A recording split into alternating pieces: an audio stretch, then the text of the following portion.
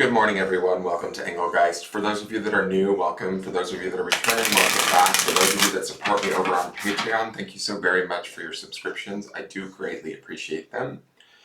This is the All Signs Collective Daily Forecast. It is, like I said, for all signs. So it's a collective reading where I speak in broad terms. You need to figure out if and where it fits in your life, if at all. If it doesn't fit, if it's like doesn't make sense, that's okay. It doesn't mean anything's broken or wrong. You just might be working on something different at this time. It's originally created for Tuesday, the 1st of August. We have this full moon in Aquarius happening right at the beginning of the month. Hello. I'm definitely feeling it. My moon is in Aquarius in my horoscope or my astrology. And so I'm certainly feeling it. But so we have a new month. And so this is originally created for that date, but if you're seeing it on a different date and what I'm saying makes sense to your situation, by all means utilize the reading when you're seeing it. I do believe that readings can find us when we need them rather than when they were originally created for, right? So trust the message, not the date so much. For those of you that are new, please check out the drop-down menu underneath any of my daily or weekly videos. In there is just some housekeeping rules, things I want you to think about when utilizing the channel. What decks I'm currently using in the reading, I list those there in case you're interested. How to contact me via social media to follow me, or if you want a private reading, you would need to message me either at my Instagram or my Facebook business page. Please know that I will not reach out to you to sell you a reading. So if somebody were to direct message you and say they're me, trying to sell you a reading, it's not. So keep that in mind. You always have to initiate that conversation. The other thing that's important is easy ways to support the channel. You can do so by hitting the thumbs up button if you enjoy the content. Also subscribing to the channel and hitting the notification bell so you get notified when I put up new content. I always put up a daily video. I mean, barring that, I'm not feeling well or something, but as a rule, there's daily content. So if you hit that notification bell, you should get notified when the new video goes up. Please watch the video in its entirety. That helps because it helps my watch hours. Share the video out if you enjoyed it. If you know anybody that you think can use the video, please share it out and leave me a question or comment. All of that stuff greatly helps me. And I do read them all and appreciate them all. So we're starting off a new month with a full moon. I have two new decks. I'll explain to you as I do the reading why I chose the decks that I chose. Oh, one other thing. For those of you that are new, if you hear me referring to cards that you don't see in the reading, that's because I'm going back to the Sunday underpinning energy, the weekly reading, which is done on Sundays, and it is a kind of a look at what's happening in the background or in the foundation, what we're seeing in the daily. So it's kind of affecting from maybe the subconscious, the background. There's just an influence there. So if you want to see that video, you can check it out at the end of this video. It populates in the lower left-hand corner. All right, let's get into this and see what the cards want us to know. So I chose two new decks. I chose Moonology Manifestation deck because we're kicking off this month with this full moon. And the reason being is I feel like the cards leading up to this month change have been really powerful. And I'm thinking that maybe we need to be listening to the moon cycles. The nodes have shifted, things are going retrograde. So we're going to see what sort of oracle messages we get from these Moonology Manifestation cards. It's a new deck to me. And then I chose the Magic Seer, what's it called? The Magic Seer Holographic Tarot. And I just thought it was kind of cool. It's very much like simple Waite deck, but with a glossy holographic finish. We'll see how it looks on camera. But I thought it was kind of flashy and cool for Leo season. The end of Leo, the second half of Leo season, and going into Virgo, it gives us those straightforward answers that we always get from the Waite, which we clarify. Let's look at the card for today. We have the Eight of Cups. So it's a moving away, right? It's an emotional card. And it's funny, when I look at this, I initially think of yesterday's Five of Cups and the clarifiers. Some of those emotions that we've maybe been juggling or dealing with or thinking about regarding a situation, we can no longer maybe deny. We have to listen to them. with that moon being there in the card, it's telling us to listen to our intuition and how we're feeling. They are probably more in alignment than we understand. And we have to maybe take the steps to move in a different direction. And this is part of what I've been feeling the cards have been telling us, is like we're resetting the plan. We're moving somewhere not unexpected, but just we were on a plan for something and it didn't work out. It didn't pan out. It wasn't giving us the payback or the residuals or the the equanimity, the equality that we wanted from it, whatever that situation may be for you, whether it's a relationship, a friendship, a job, a goal of some sort. And there's a sadness around this, right? That's the Eight of Cups too, is there's sort of this forlornness about, okay, I have to take the higher road. I have to really make this decision for myself and begin to move forward towards my Nine of Cups, essentially, my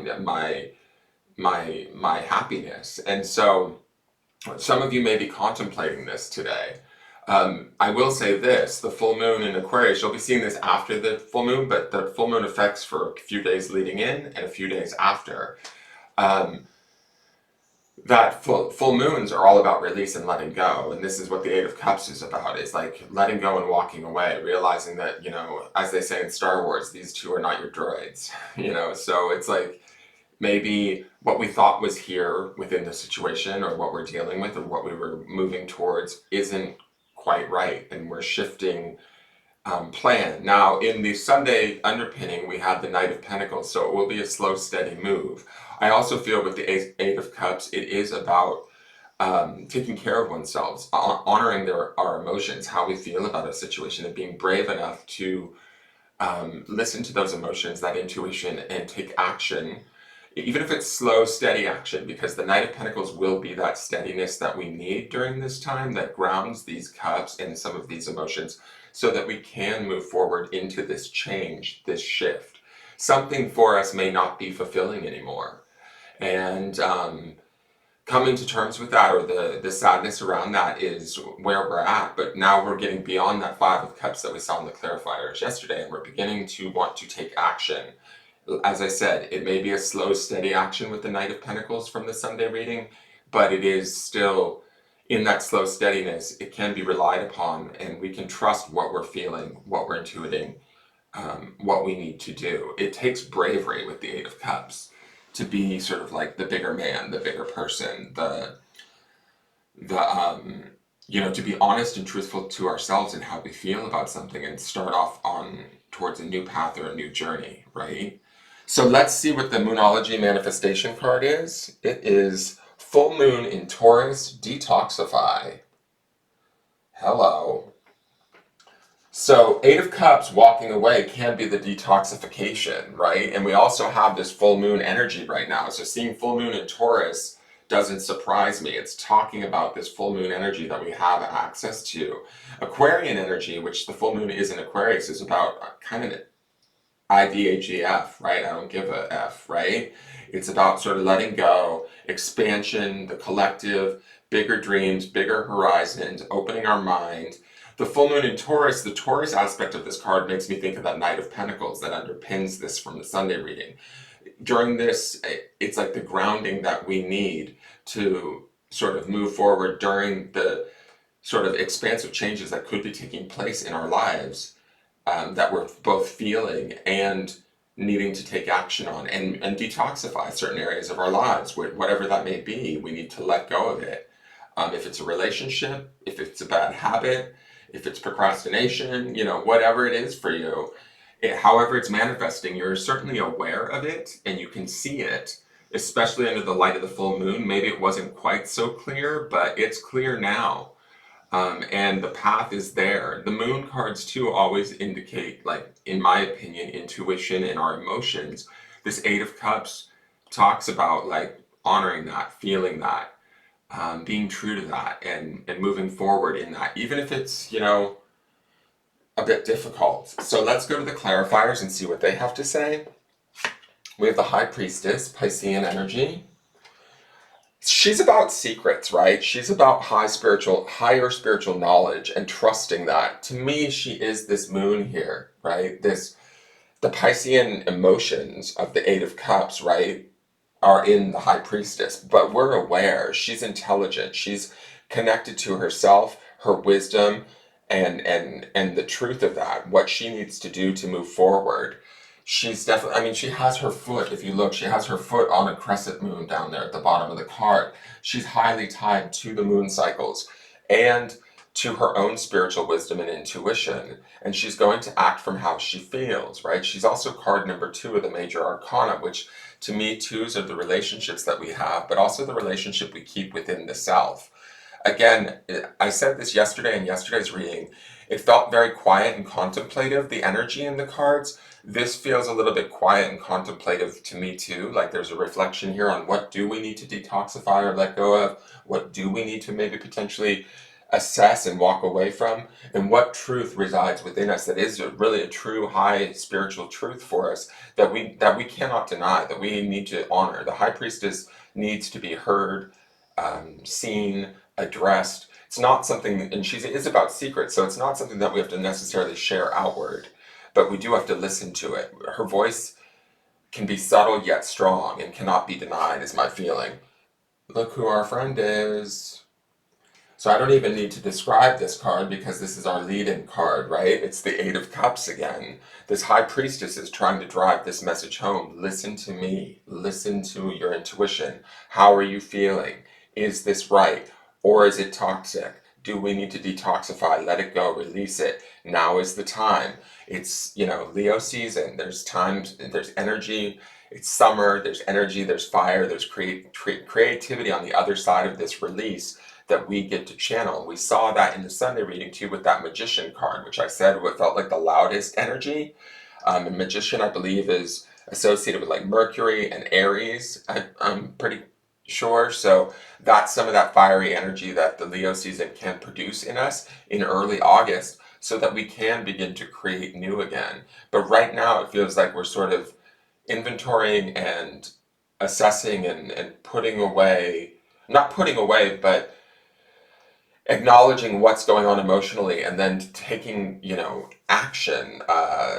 More internally, though, I will say, with these 2 eights and the High Priestess, it's more of an internal action or understanding. And what did I just say about we're moving from the 8 of Cups to our 9 of Cups? Our own personal fulfillment. What brings us joy and happiness? 9s are also about personal completions within a situation. So emotionally, although we've done maybe some hard work inventory or reflecting over the feelings that we have, we understand those feelings very clearly. The messages are coming to us from our higher self through the High Priestess. We need to honor and listen to them because they will lead us towards our 9 of Cups, towards this feeling of sufficiency, happiness, even joy, having everything like realign back to feeling right again. And ultimately with the full moon in Taurus, Taurus is an earth sign and is a great manifesting sign, right, for 3D stuff. I feel like that pairs nicely with the 9 of Cups in the sense that we can, through our feelings and honoring them, manifest better feelings, which manifest better creations or manifestations in our life moving forward. We are moving away from something. And it's interesting that we see this detoxify card because in one of the readings previously, there was a card called Lust, which I thought was the devil, but it was actually Justice, which was weird because it was giving me full-on devil vibes. But I think that's some of what we're detoxifying from. So let's go to the grounding stone. And remember, the grounding stone for the week in the Sunday reading. I think that's our grounding stone if it didn't break it. The grounding stone for the week, rarely do they ever fall out of the bag. The grounding stone for the week is clarity, right? And there's a clarity here through the emotions and a spiritual truth that we have to listen to that's going to lead us to the clarity and understanding or harmonizing, the balancing, the completion of our own emotions and how we feel and getting to a place where we feel better. This is the grounding stone that fell on the floor. The word is vision. It is on obsidian. Go into the dark, go into the reality. We have the light of the full moon. Keeping clarity around this vision. Where do we want to be? How do we want it to feel? What is our 9 of Cups? Keep and seek that vision and detoxify out the rest of the things that don't align with that vision. If they don't align, then they don't come along on the journey of the Eight of Cups, if that makes sense.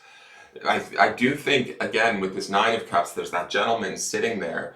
This is a personal day in the sense that it feels like this is about us doing the work internally, having the conversation within ourselves of what we need to release and what we need to let go of during this full moon cycle to move in a direction that is more clear, like the Clarity Stone suggests this week, towards our vision of how we want things to actually feel, connect. If there's something that we desire that we were trying to get out of somewhere else and we weren't actually getting it, now is the time to make that decision and to listen to our higher spiritual truth, the high priestess within us, that will lead us there. It takes bravery, and sometimes with moon influence, high priestess secrets, it's hard to hear it, but it's there. The intuition is there. We see moons all over this card, all over these cards today. So listen. All right, thank you so much for tuning in. Please hit that thumbs up button, subscribe to the channel, and hit the notification bell. Share the video out. Leave me a question or comment, and I look forward to seeing you guys tomorrow to see how this energy shifts and changes. Have a great day and take care. Bye-bye.